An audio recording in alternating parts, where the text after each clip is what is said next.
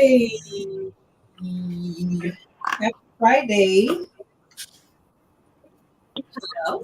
Can y'all It's talk? like, look, it's like car karaoke with me and Avis. Right? We got to do a version of that. car Right. karaoke. You, Captain. Yes, ma'am. Captain in Bolivia. I'm in a what? Bolivia. Yeah, don't tell nobody. Don't tell nobody. Oh, okay. Sorry. My bad. You'll never know where he's at. Davis, He where asked, you? Avis, where are you? Oh, I see. Avis, where are you? Yes, you got to go into the. Orlando. Oh, You're in Orlando Going already? classic. oh, you going to the Yes. classic? All right, girl. Yeah, classic ready. Yes. We gotta go beat up on these Wildcats. That's right. Oh, man, I'm not sure if Davis is telling the truth, but it sounds. Avis said undisclosed location. Ain't none of your I business. know. I'm I not trying know. to get my house robbed while y'all Hey. asking questions. Hey, Right, I was getting exactly. ready to say blink once, Somebody at the need house. help. No, bro, yeah. Blink twice. Blink twice if you need help. Don't do it. Don't break in. It's going to be bad. Because Right. somebody there. Avis was It'll be like, bad for no, somebody. Don't do it. no. That's funny, I'm right? not telling anybody where I'm going. That's what she said. I'm not telling anybody where I'm Yeah, no. I'm around the corner at 7-Eleven. I'll be home in 5 minutes. Okay. There you go. There you go. So this is I don't know if we really should start with this, but it's Thanksgiving week. I mean, Dade County, everybody, Hey, everybody. Y'all don't understand the struggle today. Oh boy. It was just How like, much oh fun my did you God. have today? It was not, it was, the only reason why it was fun is because everybody was like, when is it going to be 2:20? We were ready to leave since 9 o'clock in the morning. We were Like ready if to it's go. 7:21, you're ready to go. Yes, we were all like, Trust me, and the parents were like, Yeah. I am exhausted. Yeah. Duh. People mean, work late and everything.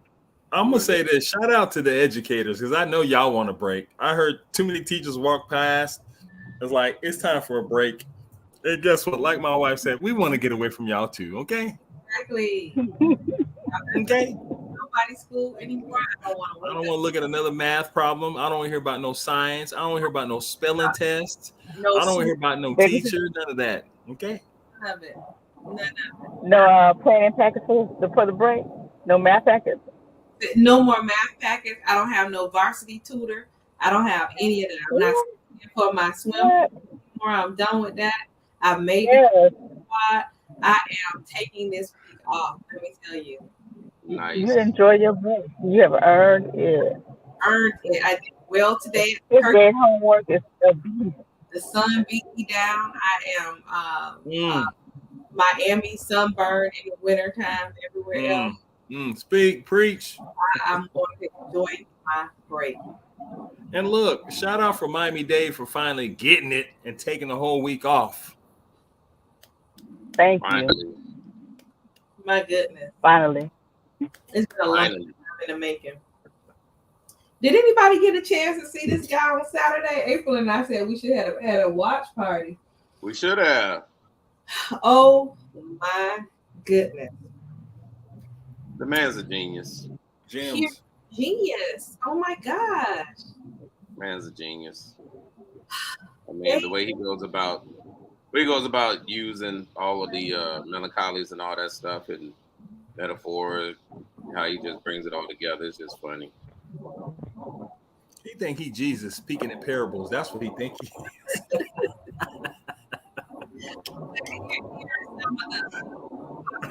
Topics that they took on. I denounce anti-Semitism in all its forms. And I stand with my friends in the Jewish community. And that, Kanye, is how you buy yourself some time.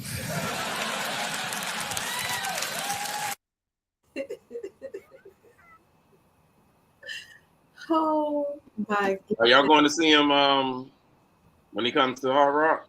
Did you buy the tickets? We didn't get that memo. Oh, well, I guess we're not going.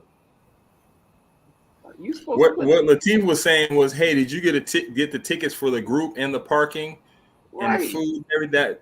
That's not what he was asking. He's going. I know. You know I gotta add on. I'm not going. Oh, I haven't purchased any tickets. oh, okay. I would love to go. When is it? December. No, when is it? And Latif, that was what we were talking about on the phone, and the tickets started at $800 each. Oh, you lying? You No. no. So when they first, but it may be that now, but when they first opened up, they were at 165. Latif, Definitely not. it was what? 165. No, it was not when we were on the phone, Latif. That was the reason why I got off the phone, was like Dave could go kick rocks. Okay. So the next day, they did another show. They added another show. Oh, well, you didn't let me know that there was some. That's hilarious. You was So like, he can kick rocks with $800, so that's not happening. They added another show the next day. Roy So- turned on Uncle Tommy, and we listened to that with the Steve Harvey from his phone, and that makes me laugh enough. I'm not paying $800 No, to laugh at somebody. I can watch a repeat of the Chappelle show, be just as good. So the only way we're going, Latif, is if there are some cheaper tickets, or I mean, you come up on some or something like that, or Dave, go ahead and holler at Mokita. It's like, Right. let us know. Right. Here's some other stuff he did. Midterms are over and everybody's awake. These new whites, man, they're like the whites. They're like newborn babies, just woke up. Everything white people are mad about, we've been on that. Man, I can't feed my family. Black people like, we've been on that. Man, we can't trust the government. We've been on that. Man, we should dismantle the FBI. Word to Martin Luther King, bro. We've been on that.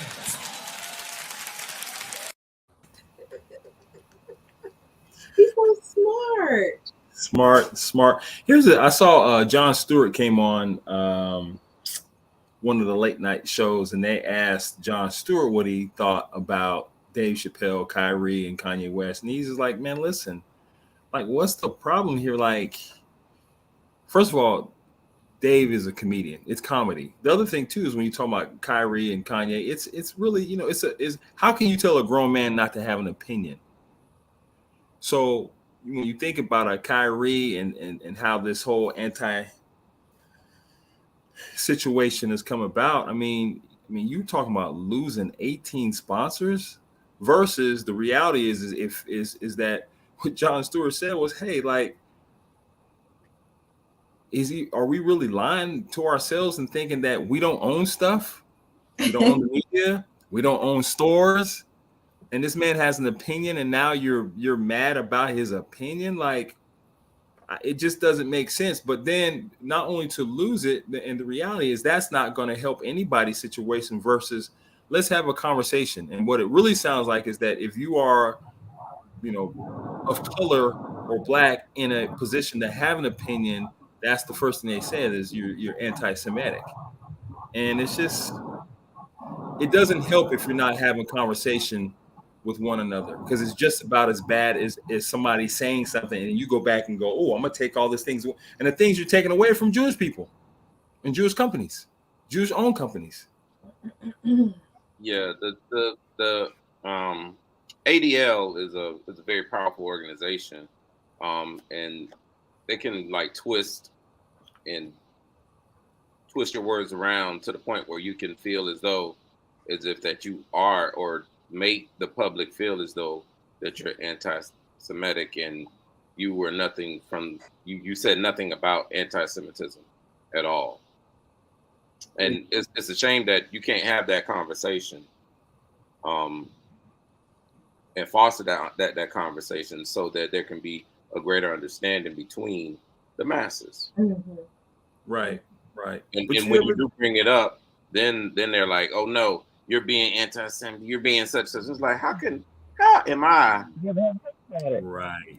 How am I? Mhm. How am I being anti-Semitic? Come on now. I don't own nothing. I ain't got no bank. I ain't got no properties. I ain't got no slums. How am I implementing something to keep you down? Is there a word called separatism or divide or class status? Or it's interesting to see that conversation not be. I think, and to be quite honest with you, I think the black race is one of the only races that want to sit down and have conversation. Everybody else doesn't want to. No, they don't want to have that conversation. They don't want to have. They don't want the truth to come out. They And don't want all the I think, atrocities to come yeah, out. They can't handle that. They can't handle being uncomfortable. Latifah, yeah, Say again. read the book. I did start reading it. And what was your takeaway?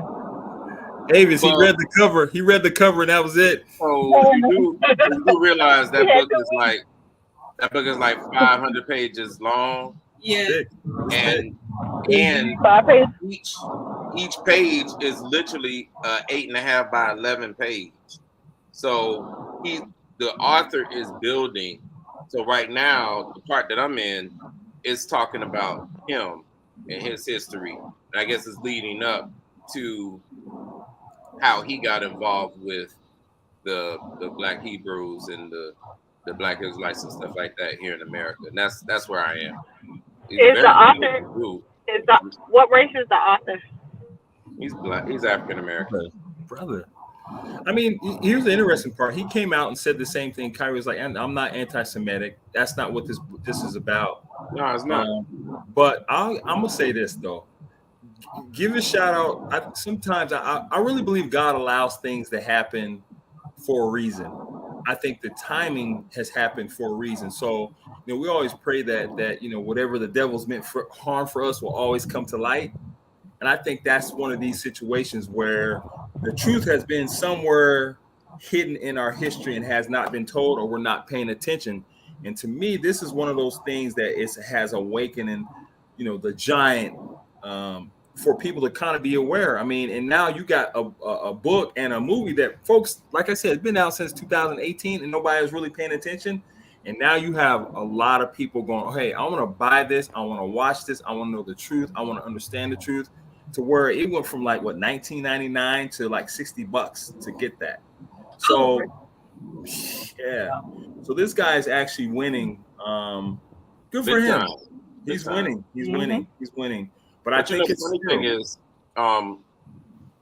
when I started reading that book, and then I went back and looked at an old Phil Donahue interview when he had Minister Farrakhan on. Ooh. And the funny thing is that I take that particular interview and I bring it into modern times, because everybody in the audience was jumping on Farrakhan and saying, "You're preaching all this separatism and all this hate and stuff and what have you." And then, but and I love everybody, and I was just sitting there, and not one time did he say, "I hate white folks." Not one time did he say but even when they took an excerpt of his speech, the totality of his speech was about self-rising. Like, we need to get our own banks. We need to get our own shops. We need to get our own restaurants. We need to get our own tailors and garments, and we need to do our own thing. If y'all don't want to integrate us into this society and allow us to prosper, cool. Y'all do y'all thing. Let us pull our resources together and prosper amongst ourselves. but it was just funny when you look at it, like everybody take this knee jerk reaction to him, and I just equated to what was happening with Kyrie and what was going on with the book and everything. What did Fairclough say about that recently? Oh, he said Kyrie owes nobody, and Kanye owes nobody an apology. Okay, I don't know. Yeah. I was gonna say I don't know. He said they don't owe anybody an apology, but it's just interesting. I think that the what I see is our truth is being exposed to the rest of the world, and I do believe there's folks that are out there. If they saw what they great grandmother or their grandmother or their grandfather, and we had to dig out history of their lives, and I'm not talking about black folk, they would see some of the horrific things that their grandparents were doing, whether it was spitting, or their great grandparents having plantations. And that's, I think, the part that folks don't want to see their history. But I think the reality of it all is that, and I'm not talking just black folk. Everybody across the world need to open their eyes and see what really is going on. Right. Like, we can't always be the ones who's I'm going to picket and I'm going to go and do this rally speech and do this and do that. And the world needs to open up and talk about this stuff. And talk about it. It's interesting. We visited a plantation in South Carolina during our family reunion a few years back. And there was a group of Caucasian people, European people, and they were upset because the tour guide was telling them about the slaves and the slave quarters and what the slaves did and stuff like that, and that how they helped the main house, how they cleaned and all this and that. And they were upset that they didn't want to hear about the atrocities and stuff like that on the plantation. And so when the other tour guide was telling me this, he was like, so we're probably going to get a bad review from that group of Europeans and stuff. I said, did you explain to them the definition of a plantation? Did they not know where they was going? Just because you weren't living it don't mean that it didn't happen. Like, right. That's crazy. That's the thing that's crazy to me. You don't want to be uncomfortable, but we live our lives uncomfortable a lot. Every day. But you don't want to be inconvenienced. You understand what I'm saying? Like, that is crazy. You don't want to be inconvenienced about what your family did. That doesn't mean that it happened. It is what it is. It happened. Like, but did you do it? Do you share the same feelings? Now we coming to the point where you need to be trying to feel uncomfortable because maybe you feel the same way. Now you're uncomfortable. But if you don't, what is the problem? Well, because it's because it's inconvenient for them to know the truth or anybody to know the truth about their history, right? And I think we get it every day. Of course. Every day. Of course.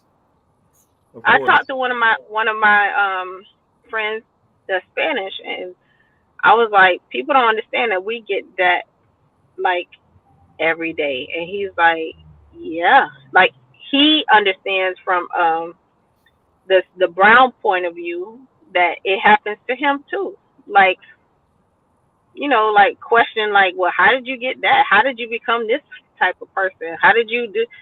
And like the same way that you did. Like, why is it so amazing? And so, like, tap them on the shoulder. Hey, yeah. So look, you want to be a doctor? Right. Like, give me $2,000, I'll make you a doctor. Like, she's like, yeah, no, I did the same thing you did. Well, here's the other part. We shouldn't be surprised. Because if you go back and look at the Constitution, right, years ago, the Constitution said that black people were a third of human. So okay, 3/5, a third, however you want to look at it. But the reality was they did not look at us, and still to this day don't look at us as humans, right? And so we're talking about digging up history and telling the truth. Folks don't really want to know that. Or I've heard, God, that was so long ago. No, it really isn't. Jim Crow was not that long ago. Segregation was not that long ago. Slavery was not that long ago. right? And so I think we all have to, we have to open up our eyes. There has to be engagement besides us talking to each other and rallying with each other. I'm sick of that. I'm sick of it all anyways. I just think that things need to be done of course, more so within our community. So let's talk about our community. 21 Savage was on Clubhouse, and he was asked about Nas's relevancy, and said that he didn't feel like Nas was relevant. He just feels like he has a loyal fan base and he makes good music, but mostly connected or appropriate to what's being done to be considered, not so much. Nas is irrelevant. Ooh. So, as a hip hop fan / was there. Pioneer. What'd you say, Avis? And what? Pioneer. And a pioneer. T was there. That's right. He was. T was breakdancing in the background. I think it's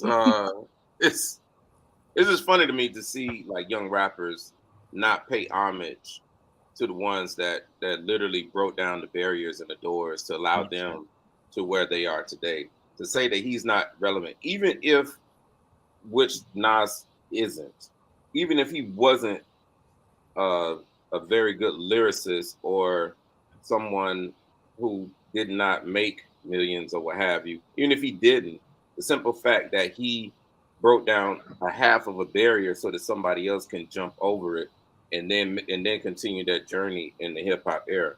But clearly he need to go back in his go back and look or go back and listen to Nas' first album, because Illmatic only had 8 songs on it, and them 8 songs were, it just blew the hip hop game up.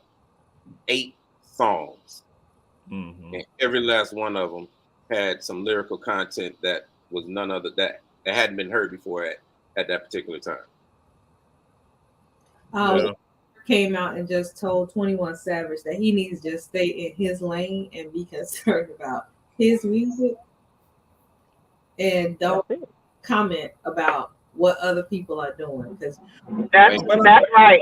I agree with Nas. I may not be that relevant to you, but my relevancy is to somebody that you might have listened to that inspired you to do what you do. So just have a seat, young man.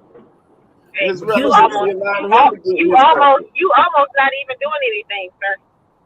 I was gonna say, is he talking out because he needs to be out there and be marketed, or what? Is he having low sales this week? What's going on with that? I know Nas' songs. I don't know no 21 Savage crap. Songs. Well, we're also older too, right? That's also not our right. thing. I just said, go ahead and sit down, sir. And a little birdie to my right said, "Ooh, 21 Savage, what?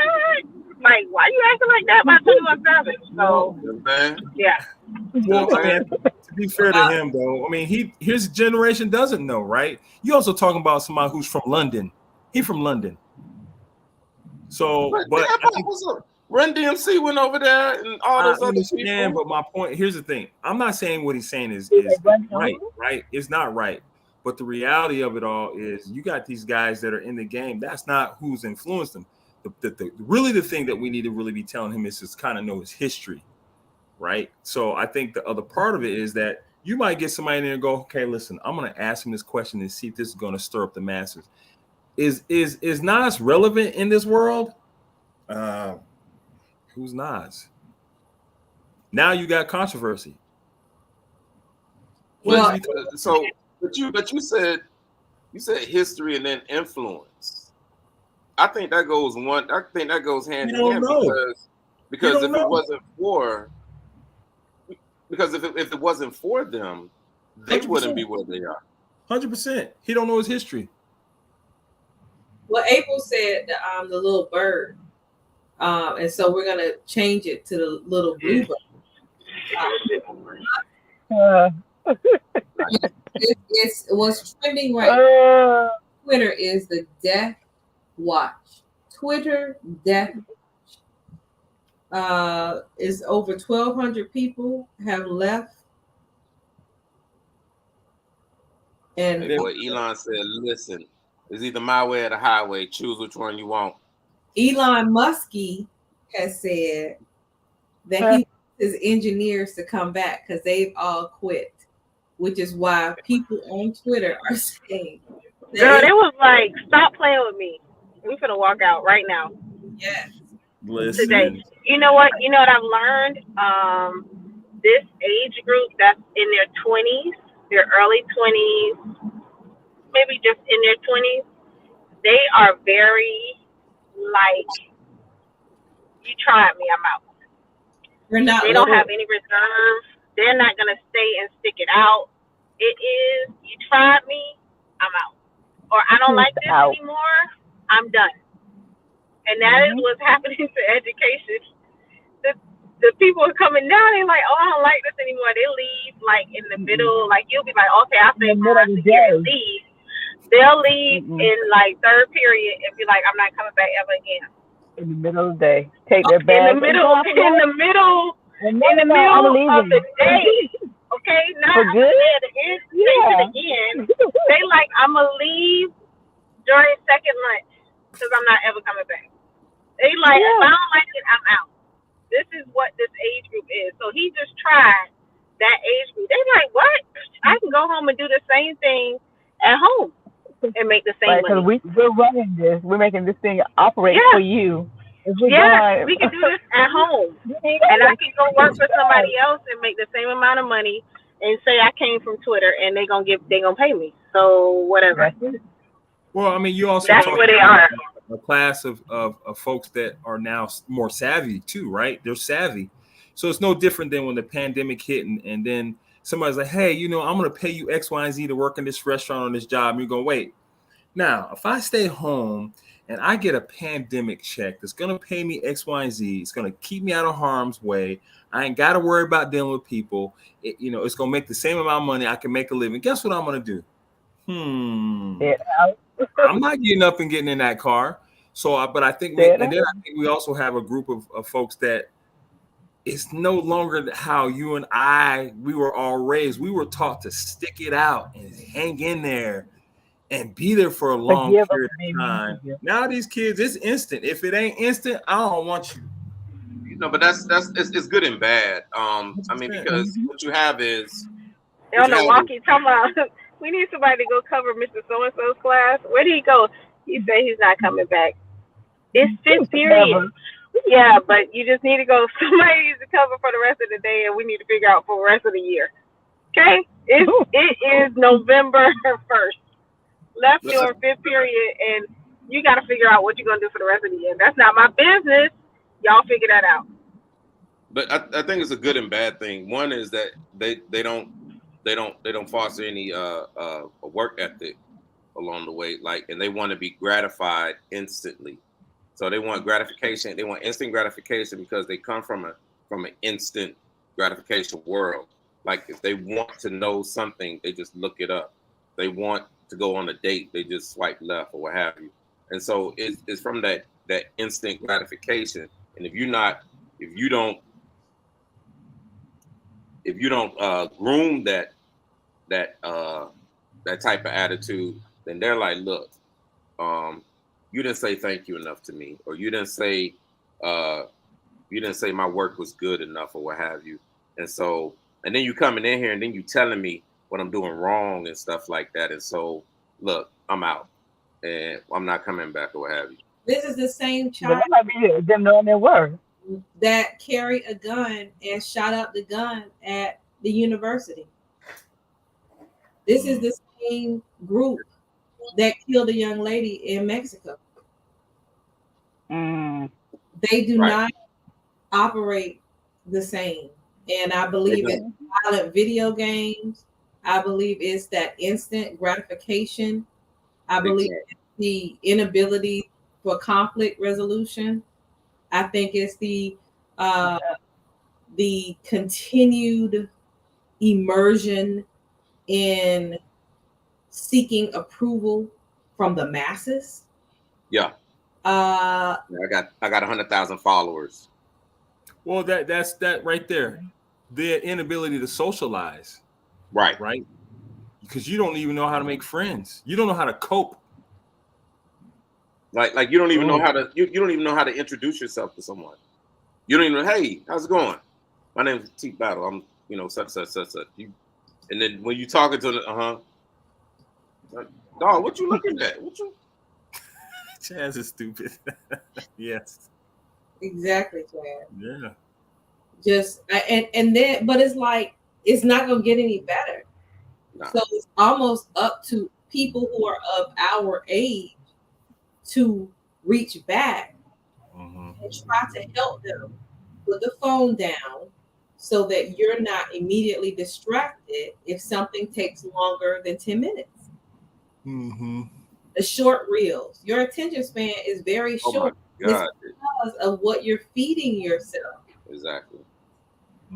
We gotta do. I can't say that it's all of our fault, but I can say that we've gotta help fix it, because we're gonna be the ones in the senior citizen homes and waiting on the Uber driver, and I mean, right. Baby. They're gonna send over a robot to look after us in the middle of the night. Exactly. The Rosie the robot. That's what's gonna happen. Listen, at the pace we're going, that may very well be reality, regardless of how these kids act anyways. That's reality. It is. I always call this generation they're intelligently ignorant. Intelligently ignorant. They're very socially awkward. Very. Very. Good. Well, they haven't had. Here's the thing: they haven't had the. They don't have to socialize. Right. They don't. And it's not always. I don't know. It's just the when pandemic. you look at The pandemic made it worse. Well, the pandemic made it worse. It did, but I think social media has a lot to do, to me, with that. I think also times have changed too, of right? Course. No.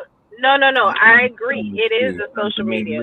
Yeah. It is the text messages that you don't have to pick up the phone and call anybody. The text message. You can send a text message. That you don't have to have that face-to-face communication with anyone. And was like, I'm outside. Get out. Literally. I had somebody come here and didn't even get out to call me and needed something and didn't even get out the car. I was like, has probably never been forced to get out the car, come knock on the door, ring the doorbell, and get what you need. Like, just think about our networking coming up in our industries, and the networking that we had to do, the conventions we had to go to, the conferences that we had to go to, the face-to-face that we had to show to move ourselves along in our career path. They ain't got to do that. They put up a profile on LinkedIn and they sit back. Then they start getting hits. Then they do a video interview. First they call them. They do a phone interview. Then they do a video interview. And you sitting in your drawers the whole time. Yeah. But that's it's the more the world evolves from a technical standpoint, the less we are forced to socialize. But then I think the world has changed so much. Just it's changed. We're not, when we grew up, we were near our families and all those other things. Folks are scattered across the country now. It's not as easy as it once was. And I mean, you also now think about the hedge of protection we put over our kids now as parents too. We was out all day long. All day long. Now it's a blessing to get home. Man, them kids gone 20 minutes. Boy, you like, where are you? Right. Yes. I mean, we were at our daughter's turkey bowl today, and I was just like talking to the coach. I said, "What happened to just winners and losers?" And now we talking about everybody wins. It's not. Society has softened up so much that one can't say nothing. Two, everybody has to be a winner. Folks are not mentally strong anymore. They're just, and you see teachers getting suspended for telling the truth about the little boys, and it's just like, okay, well.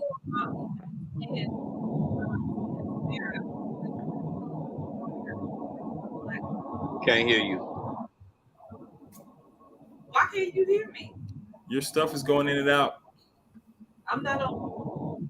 Oh, Ava's mute real quick. Can you hear me now? Yes. Okay. Sorry, Avis. So Tia and Tamara, the one who's married to the black husband, she went through a divorce. So she was telling Hoda and Hoda Kotb on a third hour of today that she doesn't feel like she went through a divorce and that she is not a failure because she succeeded with the chapters of her marriage that birthed 2 children, and they will be a success, and that is the success of her marriage. And then the man from The Talk commented about it. I don't know his name, but his comment was, I think it's a false narrative to try to say that if you're having a divorce, that is a success, when in reality, that was a failure. You failed. The plea was till death do us part. You didn't make it there. Your divorce is you've received a divorce. Your marriage was a failure, and we have to focus on defeat, because that's not the only time that things are not going to go your way. And we are teaching people that everything is going to be great when it's not going to be great. And how do you rebound from the situations that don't necessarily turn out the way that you want them to? And you'll have more defeats than you will have victory. I feel like he shouldn't have made that comment, because that might be the way that she is coping with the defeat. Well, that's what she had to do to cope with the defeat of what happened. They said that right, that it just happened. But the fact of the matter was that her marriage didn't work, and we should not sugarcoat it to make it seem as if in a marriage not working that was successful. That is what it is. Move on. It can be what it is, and she can be moving on, and that can be how she's getting over the fact of, okay, let me find the good in this situation. Okay, I had 2 kids, and they're gonna be great. That is the good out of that situation. Ain't nobody sit there and tell you how to work through your issues. Right, but you can't. He's never lived through it, so he can't sit there and tell her that she needs to not sugarcoat it. That might be the way that she can deal with it. No, that's not what he said. He didn't say that she shouldn't. He said the situation was not a success, and it wasn't a success as it relates. She didn't say the situation was a success. She said her kids are going to be a success. No, that's not what you said. But that's not what she said. She did not say her kids were going to be a success. She said that's what you just said. Her kids were a success of the marriage. That was the only part that was great, and that she didn't want to. The bottom line is what he said was right, and it folds back into what we're talking about. Everybody is a winner, when in fact everybody is not a winner, and that's okay, and that's a part of life. There are going to be many things that we're not going to succeed at, more things that we're not going to succeed at than the things that we are going to succeed at, and that is okay. And exactly, the only way you learn from those things is when you take the good and figure out what it was that came out good of those situations, and you learn from whatever good came out of that situation, and you learn your lesson from the situation, and that is the victory in the defeat. That's what that is. You don't focus on the negative. You have to grow from that. Everybody has to continue to do stuff, and you focus and you go through stuff, and you like, okay, I messed up, but let me figure out where I messed up. Okay, it'll be better the next time. You don't stay in that point. As a psychologist in that realm, you don't stay there. So that's what she did. She went and got help to figure out, how do I keep moving forward in this? So he does not have the right to tell her that the way that she's getting forward through this is not correct. Well, as someone who has had a divorce before, I completely agree with it. I think that it's just silly to think that of your divorce as a success. However, if that is what she wants to do, that's her choice. But the big picture falls back on what we're talking about, which is society has built up a opportunity where people feel as if everybody wins in everything, and that's not the case. If you on a football team, one team loses and one team wins, and the kids not dealing with losing because out of these games that they're in, no team loses. Everybody gets a participation trophy. Yeah. Results that are coming up from it is not good. Well, yeah, I think the one thing. Basil talking about, I think everybody in the Olympics should get a gold medal. Absolutely. but I think that the one thing is the going back to the conflict resolution portion of it, and I think that's a huge part of it, and I understand that was there's a coping mechanism and to get through your divorce and everything, but and maybe that's what she's doing by verbalizing and saying, that it was a success. I mean, the success that came out of the matrimony were these two beautiful children, and we're going to focus on the successes of it and stuff like that.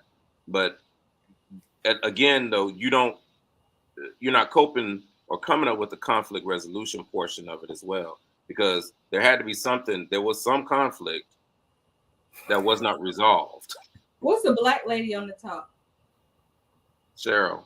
Yes, Cheryl Underwood said the success of it is knowing what you did wrong so that the next time you don't do it again. Right. And that's how you learn. Right. Well, I think the other thing too, that when I listen to what we're talking about, and just to me, when you say that the success came out of this marriage, it almost waters down the institution of marriage, and it also makes it looks like to people that I think the problem is right now, and what we see is, especially in black marriage, and just that two marriage, because people look at them as a celebrity couple, right? It almost makes it too easy to get married and get divorced. So it waters that whole narrative down. When you have that type of platform to tell everybody that and the rest of the world that, it waters down the institution of marriage and black love to me. And there's no accountability. And there's no accountability. And that's the foundation of it all. The accountability aspect of it needs to be brought to the forefront. The whole. Yeah. What I don't want to do is leave this conversation with us thinking that there is a right way and a wrong way. No. At the end of the day, everybody, this is what April was saying, everybody goes through things the way that they need to go through things and the way that they need to process things. Right. Only reason I brought that up was because it went with the overarching conversation of this next generation and conflict resolution, and there being the absence of it.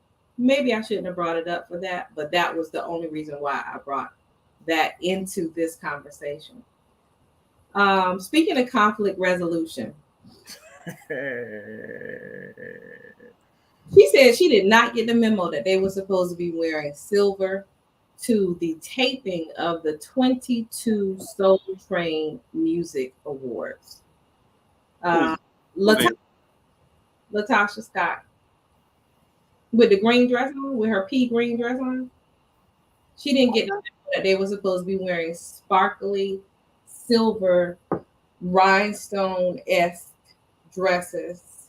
And she went on Instagram and posted that because I think somebody asked her about her dress. I'm not really sure, but what I do know is Kandi Burruss replied back and was like, "Now I'm not here for you with this narrative that you didn't know. You chose not to have the same stylist as the whole group. You chose to do your own thing. This is why you have this color dress on and the rest of us have on a. She came from the Batman costume party. She decided to dress like Poison Ivy that night. Okay? Dress is beautiful. It is. I'm just saying. It's gorgeous. I don't see nothing wrong with it. Like, and here's the thing. I don't think nobody would even notice it if you ain't saying nothing. Look, Lateef. People know this. We know this. Stop it. Especially since she's always doing her own thing and just standoffish with the whole group. So yeah, we know this. Yeah, she was doing her own thing when she was good though, but we know this. I don't follow them like that to know that she's the rebel of the group or what have you. I know they may put out good music, but if you'd have showed me that picture and said, "What's wrong with this picture?" I'd have been like, Lateef. Stop it, Lateef. Well, it's a group. It's not like the Temptations. Right, Lateef. One of these things ain't like the other. Look at man. That's what y'all be. Look. New Edition comes in. They have the same kind of color scheme. They're looking the same. They're a group. That's right, Avis. SWV, same thing. Everybody comes in. They're a group. Individuals. They're still a group. Well, you gotta also remember, Avis, Lateef came in. He was with Nas and all those guys. He was with them. That's right. I forgot he was a pioneer. Yeah, he was a background dancer. They didn't wear the same clothes, right? So that's You're right. We never wore our shirts. You know what I mean? Right. He break dancing with different clothes on. So it you know. I'm saying, dog. See what I'm saying? Yeah, that part. They should have had on green. That's right. That's right. See what I'm saying? They should have asked her what was she wearing. What was wrong with John? And give her a spanking. That's what somebody need to do. Okay? So you got to flip it, like John Witherspoon said. You got to flip it. Bam, gotta coordinate. Bam. So this week, if you didn't notice, Trump went ahead and put in his hat to run for a third. This is third race. Yeah, this third run. That's a hat. I thought it was a toupee. Never mind, go ahead. I'm sorry. At being the president. And Mike Evans said that Trump used us to win the White House. He had to close our mouths and eyes when he said things. We had to close our mouths and eyes when he said things that horrified us. Yeah.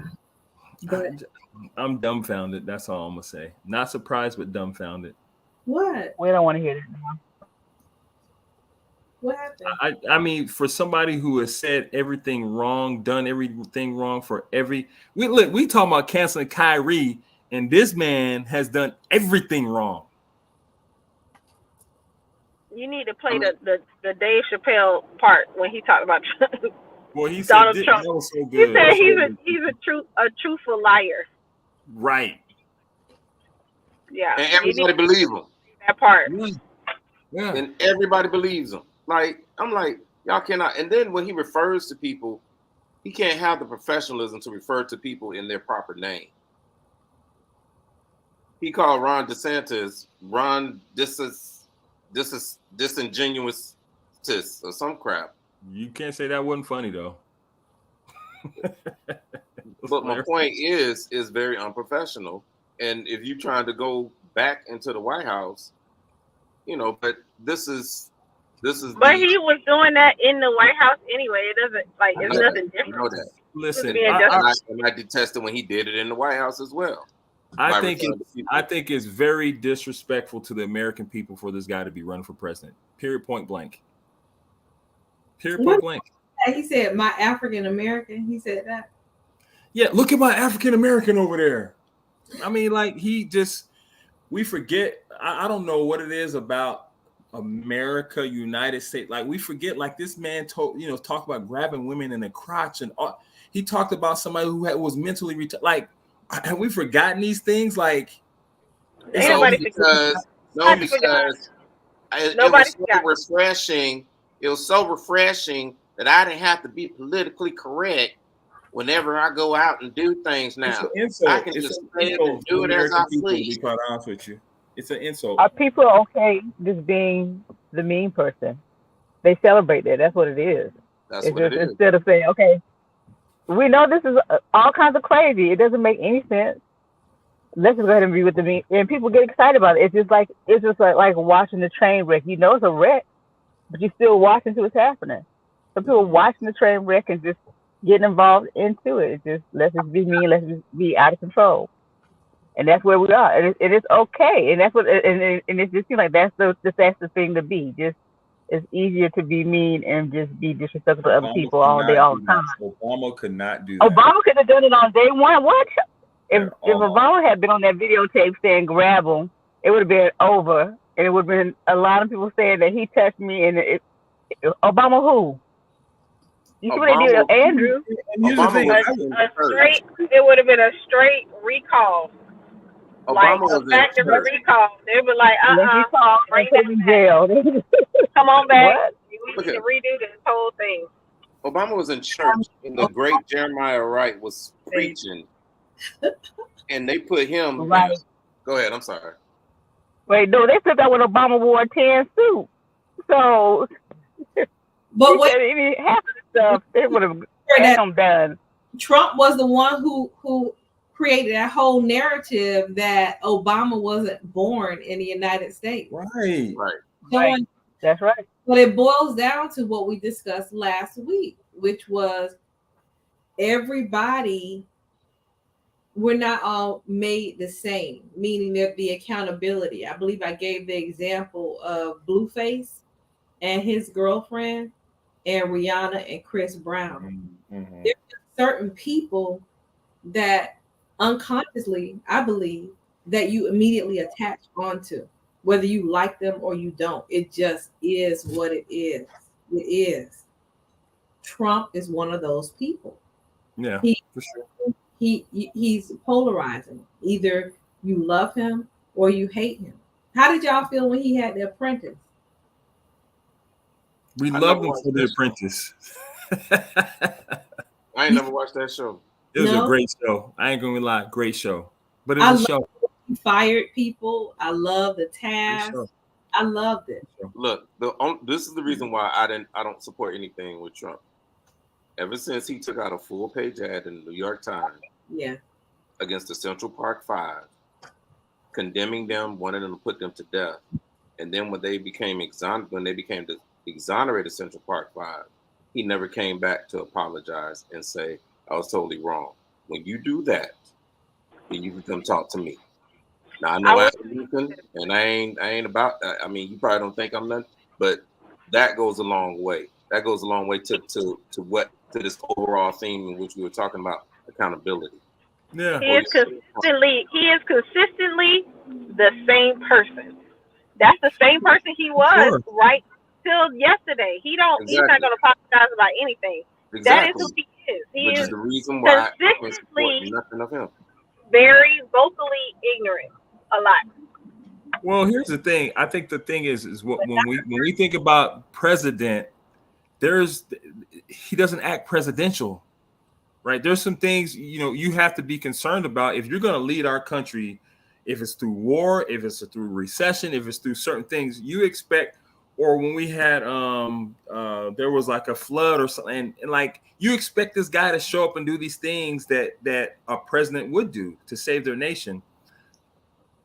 I don't know if we all could say that if something was to go down with the United States, that he would act as such. And I think I think that's where the biggest concern would come in with Trump, whether you like him or not. Whether you like him or not, is he presidential? Will he do those things for the country that needs to be done? Well, there's a group that says that he would. That he would. And I had an epiphany. Remember, I think it was last week we were talking about Trump and DeSantis and who would get the Republican nomination. Mm-hmm. DeSantis gets the Republican nomination and Trump goes independent. I still say that Trump runs for president, DeSantis runs for vice president. Trump is running for president with or without the Republicans.